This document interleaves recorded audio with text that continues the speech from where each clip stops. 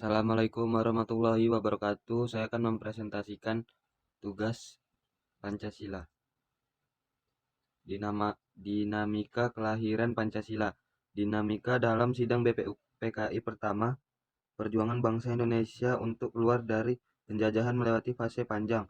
Dalam catatan sejarah disebutkan bahwa kekalahan Belanda atas Jepang dalam Perang Asia Timur Raya menyebabkan bangsa Indonesia terlepas dari penjajah Belanda menuju penjajah Jepang.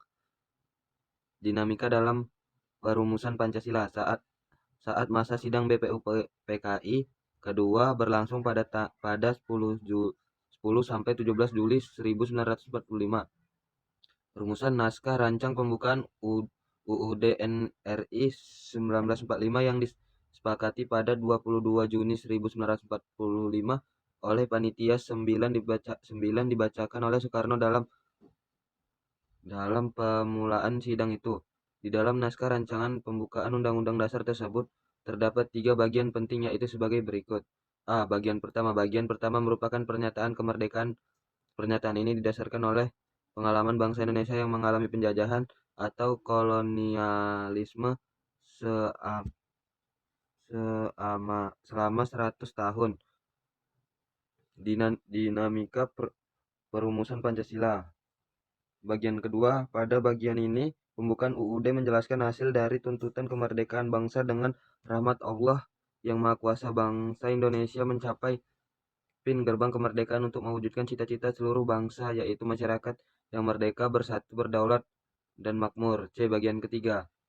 Bagian ini berisi pernyataan tentang pembentukan pemerintah negara Indonesia sebagai dari Negara Kesatuan Republik Indonesia yang memiliki tugas-tugas sebagai berikut: melindungi segenap bangsa Indonesia dan seluruh tumpah dari Indonesia, memajukan kesejahteraan umum, mencerdaskan kehidupan bangsa.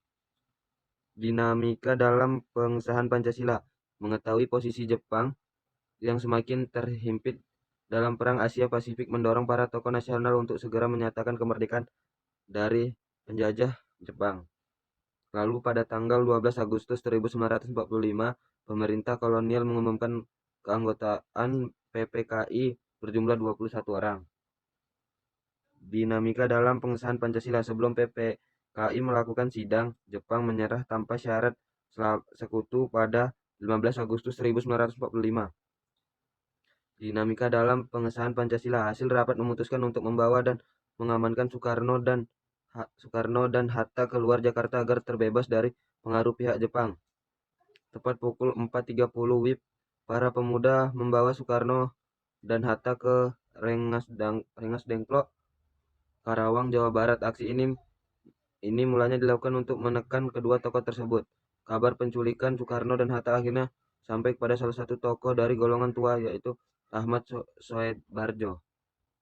Dinamika dalam pengesahan Pancasila. Dalam momen perumusan naskah proklamasi. Dan sekian dari saya. Assalamualaikum warahmatullahi wabarakatuh.